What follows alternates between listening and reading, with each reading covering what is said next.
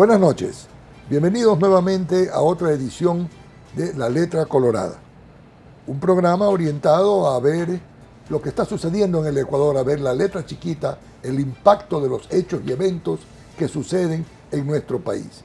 Hoy vamos a conversar con el doctor Jorge Palacios, cirujano estético y reconstructivo, primer decano y fundador de la Escuela de Cirugía Plástica de la Universidad Católica de Guayaquil y un médico con una amplia trayectoria y gran legado en la cirugía plástica y reconstructiva en la ciudad de Guayaquil, en el Ecuador y prácticamente en muchas partes del mundo.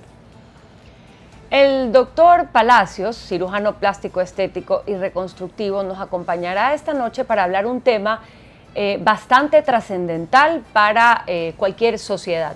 Nos referimos al caso Salinas, donde se empieza a contemplar y a debatir dentro del Ecuador el cambio de identidad. El doctor Palacios tiene una larguísima trayectoria profesional y parte de su trayectoria profesional fue haber estado participando en un proyecto de Stanford sobre cirugías de transexualismo.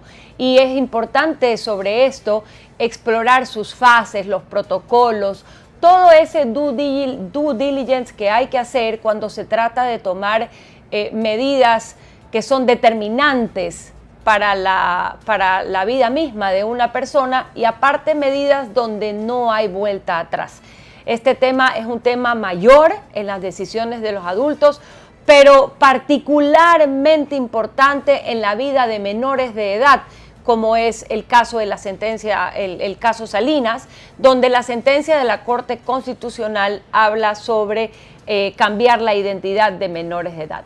Entonces, como sociedad tenemos que ser muy responsables, muy prolijos y sobre todo muy sensibles en el manejo de esta información, ya que explora una sensibilidad humana que tiene que ser tratado con ese respeto y con ese cariño. Particularmente desde el ángulo de la medicina, con muchísima responsabilidad y con muchísima información para que esos protocolos que van a cambiar la vida de ciertas personas sean aplicados con todo el cuidado posible para que luego esto no termine de una manera negativa. Este es el contexto del programa de esta noche. Enseguida venimos con nuestro invitado, el doctor Jorge Palacios.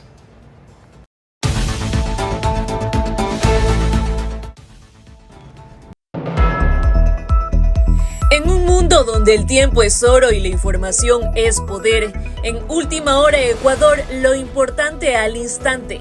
No te pierdas nuestro noticiero Última Hora Ecuador, primera emisión de 12 p.m. a 1 p.m. Les traemos las noticias más relevantes, análisis detallados, reportajes exclusivos para mantenerlos informados sobre lo que sucede en nuestro país y el mundo. Y Última Hora Ecuador, segunda emisión de 6 p.m. a 7 p.m. Sean ustedes bienvenidos a la segunda emisión de su noticiero Última Hora Ecuador. Como siempre, nuestro compromiso de llevarles la información eficaz y oportuna en el ámbito de la política, economía, deportes y entretenimiento. Toda la información en tiempo real en la palma de tu mano. No te pierdas ni un detalle, sé el primero en enterarte. Síguenos en Instagram como @ultimahoraecua. YouTube, Última Hora Ecuador, en X, @ultimahoras_. En TikTok estamos como @ultimahoraecua. Te esperamos en nuestra página web www.ultimahora.es, solo por Vito TV.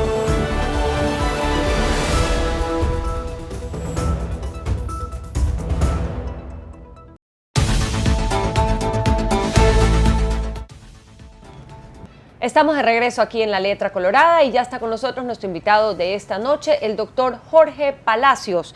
Él es cirujano plástico estético y reconstructivo, quien durante su pasantía en Stanford trabajó con el doctor Laut en cirugía de transexualismo. Además, es miembro constante de valiosas misiones humanitarias en Ecuador y en otros países como Vietnam y la India, donde allí se trata a pacientes de la población vulnerable. El doctor Palacios es una eminencia en lo que hace y tiene una larga trayectoria que lo acompaña, y para nosotros es un gusto, doctor Palacios, que esté con nosotros en La Letra Colorada. Bienvenido. Muchísimas gracias. Para mí es un honor y es una oportunidad para poder transmitirle al mundo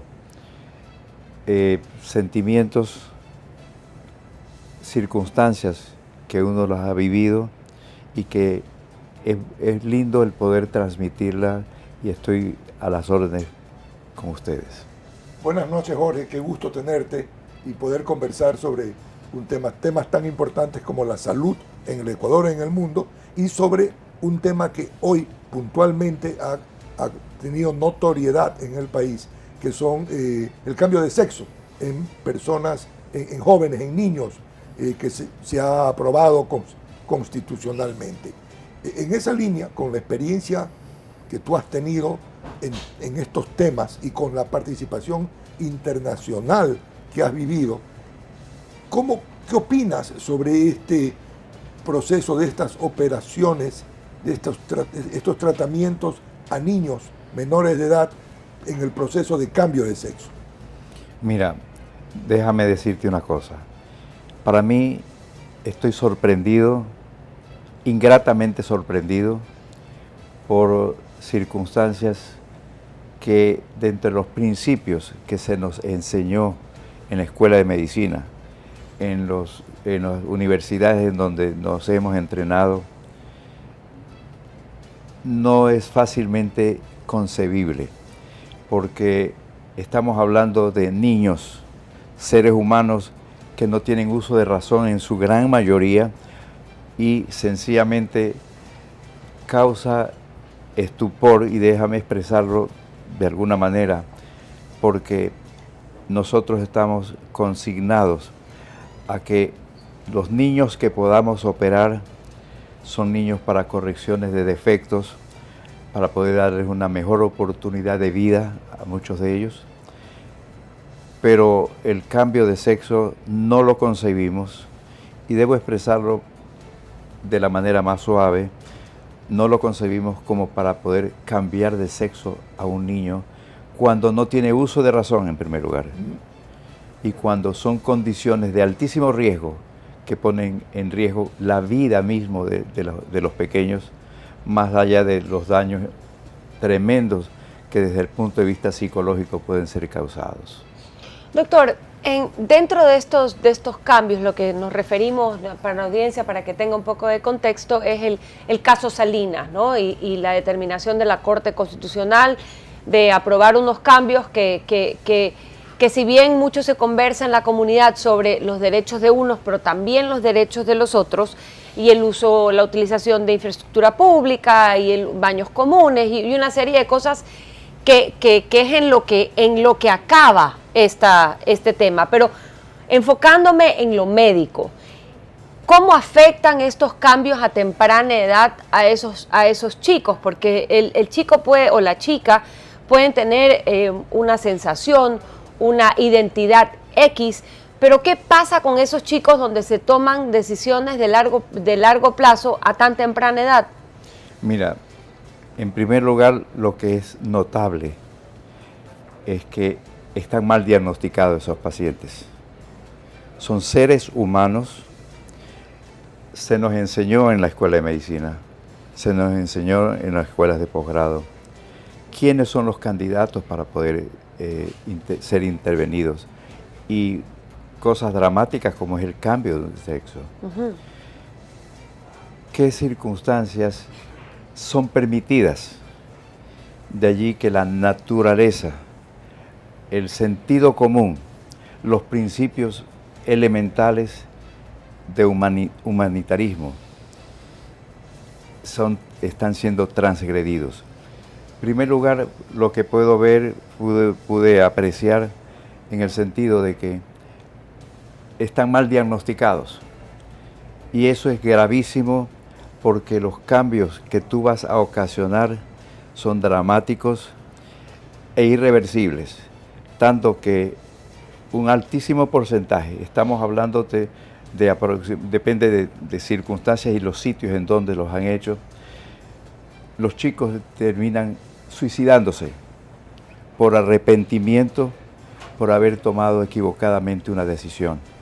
Entonces, yo me pregunto, y yo le pregunto al público, o le pregunto a aquellas personas que están involucradas dentro de estos procedimientos, o aquellas autoridades que autorizan determinados procesos, que tienen que ser cuidadosamente analizados, y más luego te voy a comentar sobre las medidas que, que yo pude apreciar durante mi pasantía en la Universidad de Stanford, son tomadas en cuenta previas a cualquier procedimiento quirúrgico.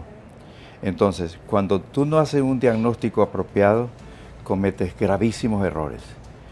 Y esto es lo más grave, como lo reitero, en el sentido de que los niños no tienen una capacidad de raciocinio como para poder realmente tomar una decisión de qué sexo quiere tenerlo. Lo que he podido darme cuenta, que hay una manipulación, hay una evaluaciones totalmente erradas, ¿no? Y esto está ocasionándose tremendos daños y que son irreversibles. Es discutible todo lo que te estoy comentando, pero definitivamente es dramático.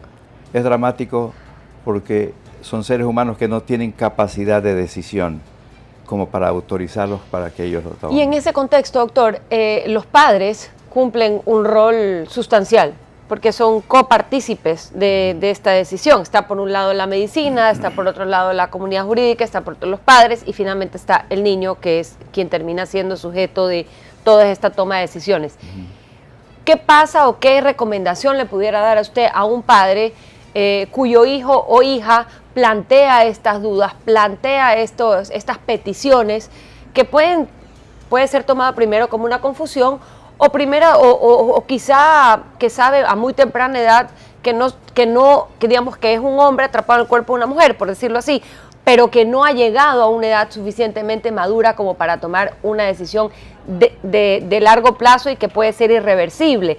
¿Qué rol deben o pueden cumplir los padres en esta ecuación? La responsabilidad de todos aquellos que están alrededor del caso es tremendamente grande, porque esos padres son manipulados muchas veces. Y otros grupos humanos que son partícipes o copartícipes de decisiones dramáticas y tremendamente importantes, tanto que el porcentaje de suicidios en estos pacientes, ¿no?, de los que yo conozco que han sido manejados y manipulados, por decirlo de una manera, ¿no?, se les tergiversa las condiciones para un procedimiento quirúrgico. Esa tergiversación, que es el proceso, definitivamente, cómo se manipula a otras personas que no tienen un realmente concepto claro, a los padres, no tienen conceptos claros de lo que es el transexualismo y de lo que es el cambio de géneros, de lo que es cuál es el sexo realmente, ¿no? Cuáles son los procedimientos para poder hacer una correcta valoración del caso, porque como te digo, son pacientes que tienen que ser adecuadamente manejados para poder no equivocarse, porque significa la vida para muchos de esos niños. Gente que se arrepiente después y se terminan suicidando porque sencillamente se equivocaron, pero porque los manipularon en cuanto a la información que les proveen.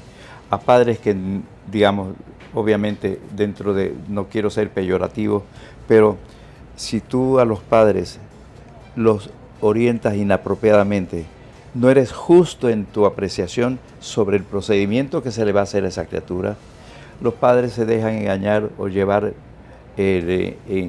dentro de esta iniciativa que está manipulada, y esto lo digo así, manipulada por personas interesadas en que se proceda a hacer estos cambios de sexo. Más luego, en algún momento, te voy a explicar las condiciones en la Universidad de Stanford que se exigían. Justamente eso me gustaría, Jorge, que nos explique y desarrolles. Tú nos has comentado tu experiencia en Stanford trabajando con un médico que en ese entonces era líder en este tipo de operaciones. ¿Cuál era el procedimiento? ¿Cuáles eran las etapas que tenían que cumplirse y a qué edad se daban este tipo de operaciones? Mira, como decía yo, es tan importante el llegar a un verdadero diagnóstico del problema psicoemocional que fundamentalmente ocurre para poder determinar si es un transexual. Transexual es lo que me enseñaron a reconocer, es naturalmente es hacer ser humano, adulto ya, que ya tiene edad suficiente como para tomar una decisión per se. A partir de los 21 años. A partir de los 18. 18, 21 años. Ya, ok. Porque, ¿qué sucede? Que tienes que diagnosticarlo. Si tú lo diagnosticas en una forma errada, estás derecho al fracaso y a la grave pérdida de la vida de ese ser humano. Pero partamos en el caso de que hay un diagnóstico correcto. Hay un diagnóstico correcto y esta persona va a transitar, ¿no?, de un género a otro. ¿Cómo es el procedimiento? Partamos por la edad, ¿no? Esa persona, por lo general, van justamente a los cirujanos plásticos. ¿Por qué? Porque en el pensamiento de aquel paciente cree que es ya el cambio inmediato de hombre a mujer o de mujer a varón, ¿no? Y que a quien consultan es primero a cirugía plástica. Esto les hago parte de la historia para que conozcan cómo se involucra el doctor Donald Lau, que es uno de los pioneros tal vez, o digamos, un profesor de gran valía por la responsabilidad que entendió que debía hacerlo. Él estuvo hablando, era católico, era católico porque falleció este año. Entonces, él sencillamente consideró importante la valoración psicológica de ese paciente y entonces consideraron que no podían echar y de una sola operar a un paciente, tendría que ser evaluado, porque hay tiempos de adaptación. Hay un tiempo en el ser humano que tiene el periodo ese de novelería de pronto, o la influencia de otras personas interesadas en amistades con ellos o conductas con ellos, y entonces manipulan. Tengo algunas anécdotas, pero voy a empezar por esta, en el sentido de que ese paciente, en primer lugar, tiene que ser estudiado psicológicamente. ¿Por cuánto tiempo? Todos los años. El programa en ellos duraba más o menos 5 años antes de ser autorizado para ser sometido al cambio físico, literal, quirúrgico del sexo. Ok. 5 años. Es decir, el paciente llega donde el médico y dice, plantea el problema o plantea la situación. Y desde ese momento, potencialmente hasta que logre hacer el cambio, serían 5 años. 5 años. Okay. De evaluación psicológica. De evaluación psicológica. Ya. Esto es un proceso, porque se reúne un comité. Ese comité inicia primero con el manejo psicológico de esa persona, que está bajo tratamiento. No se le hace ningún otro tratamiento. Ese paciente está sometido a normas y protocolos psiquiátricos que deben ser realizados y ellos son calificados por ese comité, quienes el paciente tiene que pasar unas pruebas como para pasar a una segunda etapa. Por ejemplo, al inicio los recomendaban ellos a que vayan a vivir en una ciudad vecina y que se vista como quiere ser del otro sexo, para que haga la prueba del tener esa vivencia viviendo el otro sexo, ¿no? Viendo las reacciones de las otras personas del pueblo, de la ciudad o del sitio donde sea, ¿no? Y ellos siempre van a estar sometidos, ojo, bajo control, supervisión, porque están queriendo proteger al paciente. Correcto. ¿No? Por eso es que los controlan, no es para evitarlo, no, es sencillamente para considerar... Una especie de ensayo previo a una toma de decisión de largo plazo. Exactamente. Entonces, determinados protocolos que tienen que llenar y manifestarlo y expresarlo, y entonces los especialistas van evaluando cómo va evolucionando la persona. Cuando esa persona que inició su tratamiento psiquiátrico pasa o supera determinadas condiciones y pruebas, entonces más o menos un año, si no es 2 años, porque depende si quedan dudas para el comité, lo hacen que demore un poco más el siguiente paso. El siguiente paso consistía en el tratamiento hormonal, no quirúrgico, hormonal. Entonces, y se le advertía al paciente de que muchos signos y formas que le van a aparecer son irreversibles, con advertencias muy claras para que el paciente vaya sabiendo a qué se va a acoger. No pueden hacerle inicial, tienen que pasar, digamos, ciertos parámetros para que puedan ser considerados que pasó a una segunda etapa. Mira tú, que estábamos hablando de que el de la fase psicológica, psiquiátrica, tendría que, para poder pasar al tratamiento hormonal, tiene que pasar determinadas pruebas, porque muchos signos que le van a aparecer pueden ser irreversibles y ya no hay regresos. Entonces, el paciente pasaba a la segunda etapa, que es la de... ¿Cuánto tiempo dura la fase hormonal? Hormonal, pueden ser 2, 3 años, 4 años también. Ok. ¿No? Porque tienen que ir cumpliendo ciertos requisitos que son los que te van a determinar ante el comité que está en condiciones para poder lograr un resultado. Porque el equipo quiere tener éxitos para que no hayan circunstancias que se iban presentando en ocasiones dramáticas cuando iban tomando los cambios. Algunos pacientes como que se ponían en dudas porque ya empezaban a aparecer los síntomas y signos del sexo opuesto, que es el que estaban ellos pretendiendo. No es así de rápido, te das. Entonces, una vez que ellos superaron esa etapa de hormonal, hablemos de un paciente varón que se va a feminizar. Entonces, en este caso, el paciente continúa con su tratamiento hormonal, pero no va a la cirugía. Fíjate tú, ellos siguen hasta que superan determinados requerimientos que son protocolos que ya están calculados, que tienen que pasarlos para poder pasar esas pruebas y ser sometidos a la siguiente etapa, que es más avanzada. Entonces, en el momento que ellos determinaron que ya pasaron la prueba de tipo hormonal y que sus condiciones psicológicas, porque todos siempre están bajo el amparo de psiquiatría y de tratamiento psiquiátrico. Entonces, una vez que superaron esa etapa de hormonal y psicológicamente su conducta y sus comportamientos están aceptados para que este comité lo prepare, lo acepte, como para que pase a una segunda etapa, a la tercera etapa, que es la etapa quirúrgica. Ya.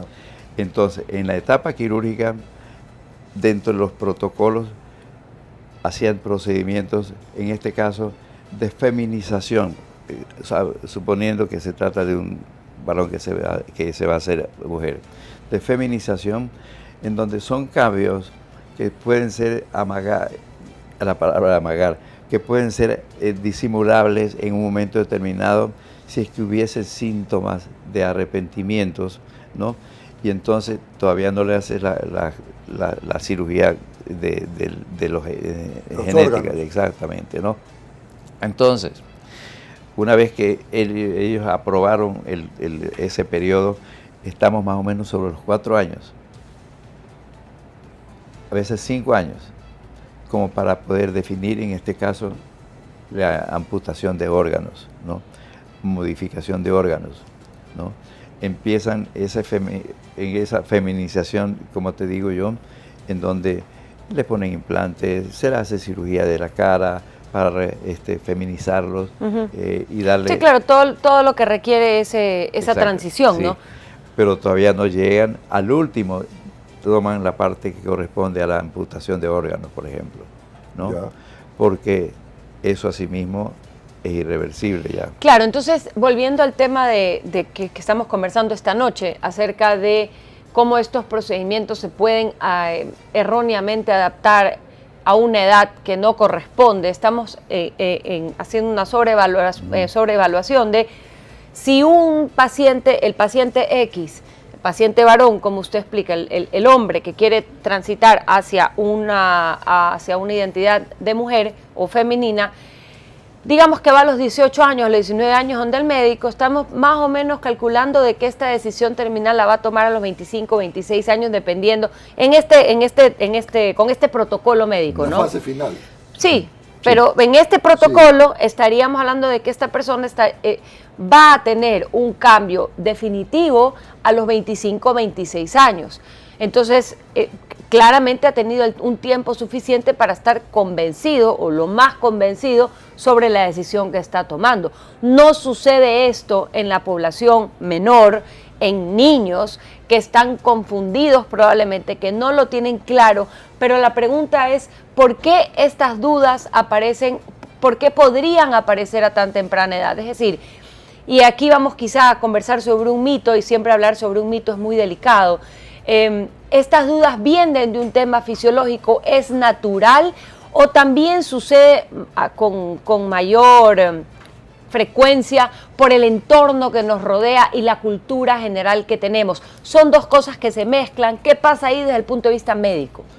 Ok, efectivamente, vuelvo a insistir en la mala preparación de escoger al paciente, en la mala información que estén recibiendo el paciente como tal, los familiares como tales, ¿no? Entonces, ¿qué es lo que hace que de pronto se retiren? Y si se retiran, gracias a Dios, antes de que tomen dimensiones de cambios mucho más drásticos. Un niño no tiene la capacidad, para mí personalmente, no quiero usar palabras... Ahí te voy a interrumpir un poco. ¿No te parece que en el entorno hoy está también afectando mucho la disponibilidad a una gran cantidad de medios de información, las redes, que pueden influir en esos niños o inclusive en los padres de los niños y crear una necesidad donde no hay necesidad? Estoy de acuerdo. Por eso mismo hablo sobre la tergiversación y la manipulación de la visión de las cosas. La errada actitud de los mensajes que lo están mandando. Están manipulando. Son tendencias manipuladas. Son propagandas inducidas. No nos olvidemos de eso. Inducción. Cómo tú manipulas a alguien para empujarlo hacia determinadas circunstancias. Jorge, está a punto de terminársenos el tiempo y sí nos gustaría que tú le digas a la audiencia las advertencias que deben de tener los padres, básicamente, sobre estos procesos de inducción, de engaño, de motivaciones para algo que puede ser un cambio que lleve a su hijo o hija a un suicidio más adelante. ¿Podrías tú decirle a la audiencia, darle con la experiencia y con el respaldo científico que tú tienes? Miren, la posición mía como médico es la búsqueda de lo justo, la búsqueda de lo equitativo, lo de no provocar daños. Tengan muchísimo cuidado, porque en la actualidad hay una lluvia pero dramáticamente manipulada por personas o grupos humanos que están tergiversando beneficios del cambio de sexo. Es dramático y los padres en este caso o las personas responsables de ese paciente tienen que averiguar bastante, tiene que ser muy exhaustivo en la investigación de las razones por las cuales los animan a que cambien de sexo. Estos protocolos, como los estaba mencionando, tienen y deben ser tomados por todos aquellos que están pensando en un cambio de sexo.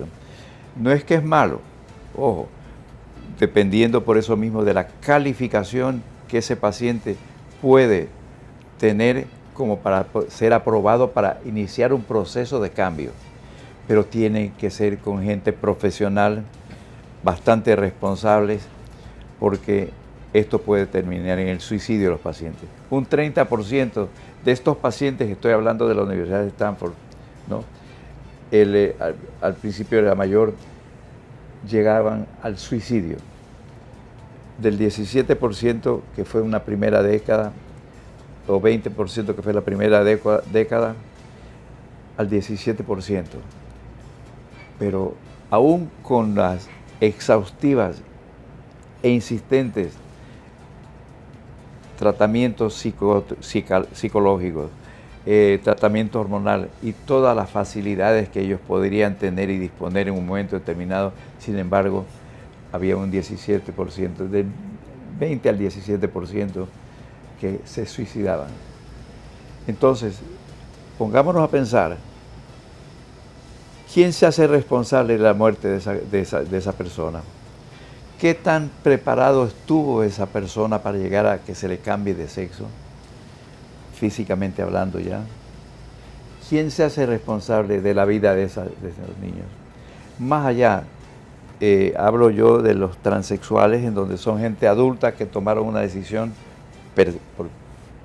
de ellos mismos, tienen el criterio como para saber qué es lo que quieren. Pero un niño de 7 años, 8 años, 9 años, 10 años no tiene idea, no tiene la más pálida idea de qué es lo que quiere. A veces son novelerías que están inducidos por propaganda que en estos momentos están dramáticamente manipulándolas precisamente para hacer lo que se llama las promociones de inducción. Jorge, muchísimas gracias. Ha sido un programa que tiene enorme importancia frente a lo que estamos viviendo en el mundo hoy, las políticas de género y todo este tipo de cosas, y es muy importante que la audiencia tenga claro la responsabilidad que implica una decisión tan importante en la vida de un niño, de un adulto, pero más aún de un niño hoy. Muchísimas gracias, doctor Palacios. Ha sido un gusto inmenso poder conversar con usted sobre este tema tan delicado, tan importante y tan necesario de abordar. Gracias por su participación con nosotros. Mira, las gracias se las doy a ustedes, personalmente yo, por el que podamos tener la oportunidad de alertar y de sobre todo informar razonablemente sobre estas circunstancias que a veces se las pintan tan hermosamente y terminan con muertes innecesarias y destrucción de vidas realmente. Muchas gracias. Gracias, doctor Palacios. No se desconecte, ya enseguida venimos con nuestro segmento de conclusiones.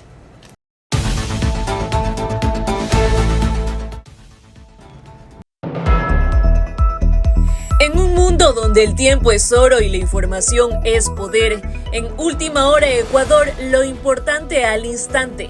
No te pierdas nuestro noticiero Última Hora Ecuador, primera emisión de 12 p.m. a 1 p.m. Les traemos las noticias más relevantes, análisis detallados, reportajes exclusivos para mantenerlos informados sobre lo que sucede en nuestro país y el mundo. Y Última Hora Ecuador, segunda emisión de 6 p.m. a 7 p.m.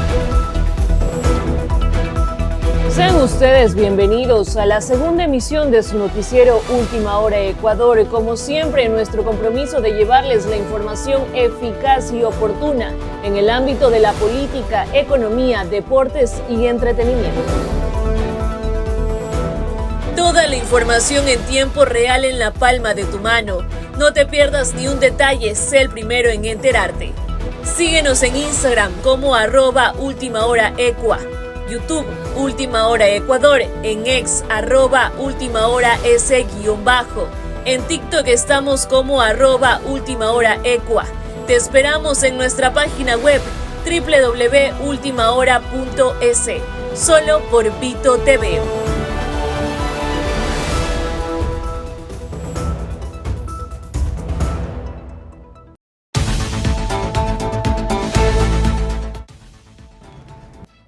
Estamos de regreso con nuestro segmento de conclusiones. Realmente nuestra conversación de esta noche ha sido muy enriquecedora en términos informativos, por supuesto, desde un lado muy empático de la humanidad y comprender el dilema que lleva y que convoca a las personas que quieren transitar hacia otro sexo y todo el proceso que debe ser un proceso responsable de acompañamiento. Quiero resaltar lo dicho por nuestro invitado de esta noche acerca del rol de los padres, quienes no deben dejarse manipular por ningún tipo de información, a quienes se les recomienda llevar y acompañar en estas decisiones de la manera más responsable médicamente hablando, que los protocolos sean muy exhaustivos y exploren cada una de las aristas y alternativas que tienen que ser despejadas en este transitar de un sexo a otro. Y también, por supuesto, recalcar que este tipo de decisiones solo deben atañer a adultos, personas que están en capacidad de tomar decisiones de largo plazo y que aún así corren el riesgo de equivocarse. Jorge ha sido muy claro. Esta es una decisión de enorme peso en los padres y en los niños o los adultos que las toman. Pero en el caso de los niños, en los padres. Decisiones que más adelante pueden llevar al suicidio de las personas, del paciente involucrado. Hay que cumplir los protocolos y los protocolos son a partir de la mayoría de edad, del uso de la razón. Y nos ha explicado en detalle, por ejemplo, los largos y profundos protocolos que se seguían en la Universidad de Stanford o se siguen aún en la Universidad de Stanford para este tipo de cirugía. No es un tema fácil y quizás la cultura de la inmediatez le juega muy en contra a este proceso de toma de decisiones. Esperamos que nuestra conversación haya sido de enriquecimiento suyo y, por supuesto, de crecimiento personal y profesional. Ha sido un gusto que estén con nosotros esta noche. Por favor, síganos en nuestras redes sociales si aún no lo hace, @laletracolorada en Instagram, en TikTok y en YouTube. Muy buenas noches.